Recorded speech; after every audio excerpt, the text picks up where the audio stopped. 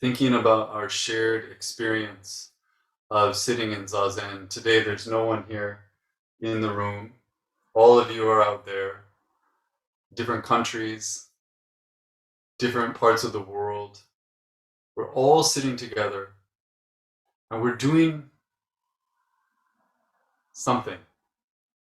And we could say that we're all doing zazen together. But what is zazen?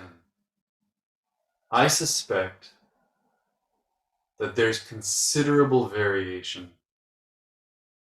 even in this group, in terms of what is really happening as we sit in this posture. There are people here who have never been here before, and maybe they've never sat before, and maybe they're trying it on in a particular way, and there are others who have been here for a long time. And just by virtue of having done this for a long time, there's something different about the way that they sit. And so we can say that we're all doing the same thing, but maybe on that basic level of we're all doing zazen together, there's something not quite true about that. But we can say that there's something we're all doing together. And we can say it with real certainty. And what that is that all of us are waiting for the bell.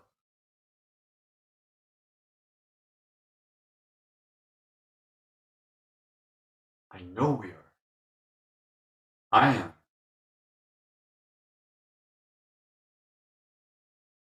We sit down, maybe sometimes in a hurried way, maybe sometimes in a very solemn way, treating this as something important. Right? You're all taking time away from other things to sit here with this camera and to sit in this way together. We sit down, we say to ourselves, this matters enough for me to do this instead of that. And we make our posture just so, and we put our hands just so, and our eyes just so. When we hear that bell, the first three bells, and somewhere, whether it's front of our mind or just somewhere deep in our bones, for the next 25 minutes, we wait. We know there's a bell coming, and on some level, we're looking forward to that. We're relying on that. That's what unifies us. There are just a few things that we say we're doing all the time. You know, we can remind ourselves that we're all breathing all the time, whether we have any awareness of it or not. But we can choose that awareness. And when we choose the awareness, the breathing is different. We can notice that somewhere in our hearts, we are pushing things away or we are pulling them close. We've talked about this many times. This happens with every breath. This happens with every encounter, with everything we see, everything we smell or taste or touch or imagine. Some feeling of resisting or attaching. And so that too we can notice. And the noticing doesn't necessarily make it go away, but it gives it a different quality, a different flavor. We say, oh yeah. I'm doing that thing that I'm always doing. And so I want to add this to the list, that we're always waiting. We're always living in anticipation of the thing that comes next. We make a big deal out of impermanence in Buddhism, and it's often presented as a heavy thing. You know, that we all need to let impermanence really sink in, because we're all going to die. And everyone's going to die. And the things that we love are going to fade away. And so we're asked to confront that. And we're asked to let that sink into our skin a little bit. We're asked to move in the world with an understanding that these things that we hold dear are having a moment. And so we can appreciate that moment, because that moment is going to pass.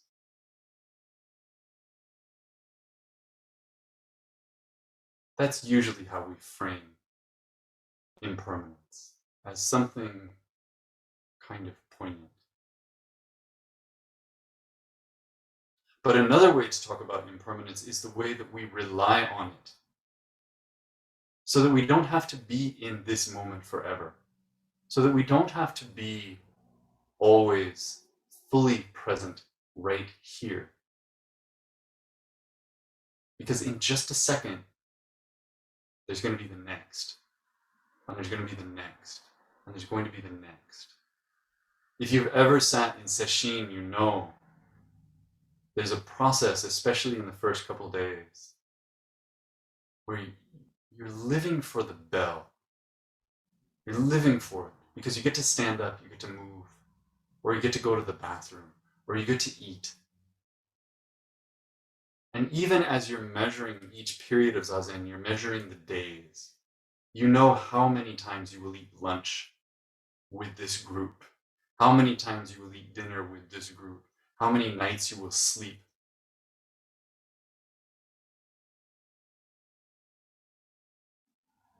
In this setting where you have chosen to put aside everything for spiritual practice,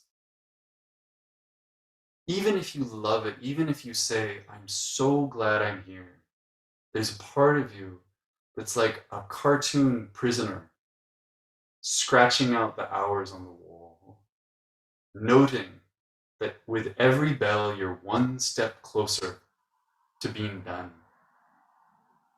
Maybe meeting that with dread because you just don't want to go home, or maybe meeting it with anticipation. But either way, keeping one eye always on some sort of clock, some sort of hourglass that says there's more than this. If you just wait, if you just have a little bit of patience, you will be freed from this moment and delivered into the next. And at least we have that.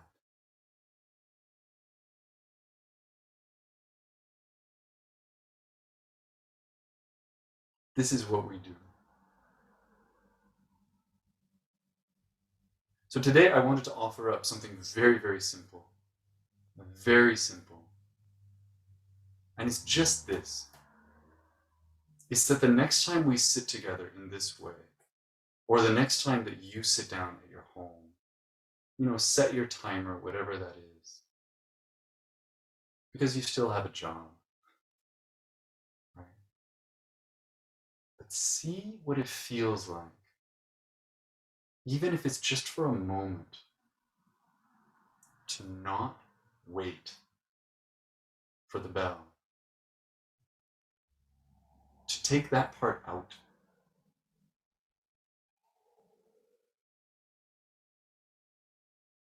You can try this experiment right now. We can all do this together.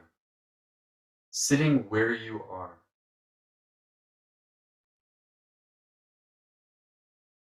just take a breath and check in your body and check in your mind what it would feel like to just stay like this.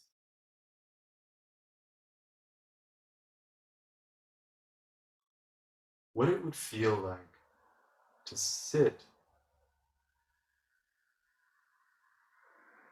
in a way that is so solidly here and so solidly now that there's no sense of something coming next.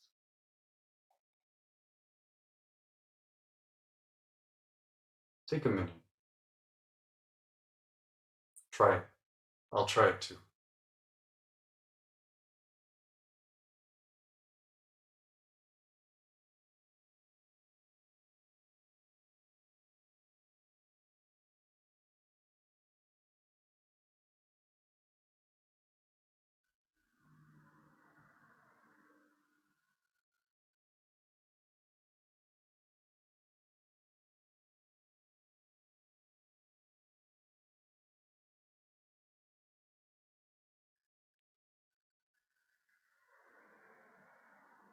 Can you catch a kind of flicker of it? It's just a thought exercise, right? Because impermanence is real. And there is a next moment, and a next, and a next, and a next.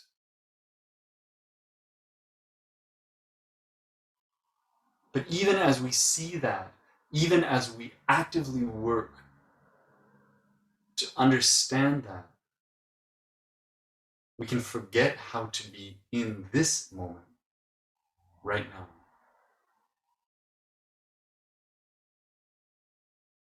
When I do this exercise, when I sit down to zazen, and I tell myself, don't wait for the bell, I have a moment, sometimes a few moments,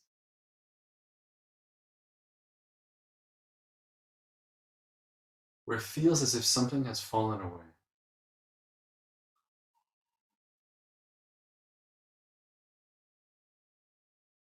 There's something I'm in tension with all the time. And I think it's just time. And when I tell myself to really be here and to not wait for that, that tension recedes.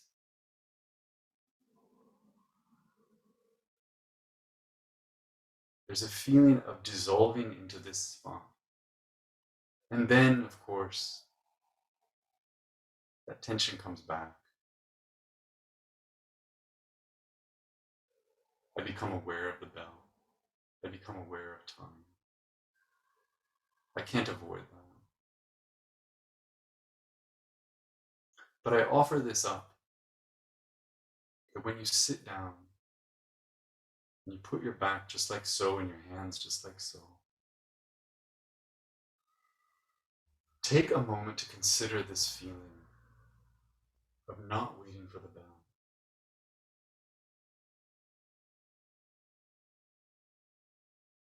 And you can do this anywhere.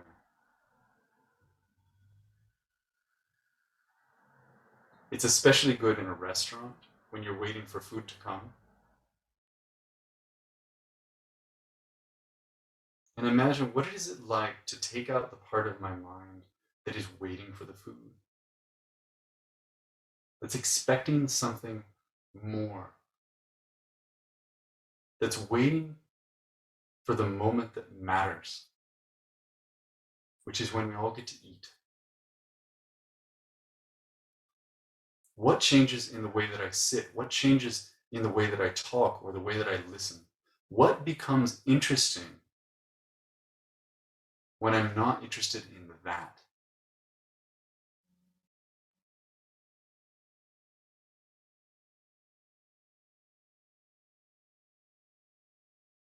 Because whatever that is,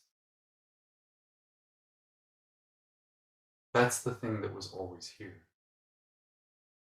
That's the thing that is in front of you. And the fact that it eventually is going to change doesn't make it any less.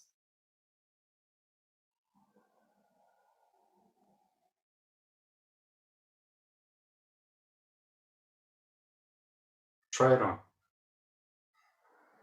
I'll stop there.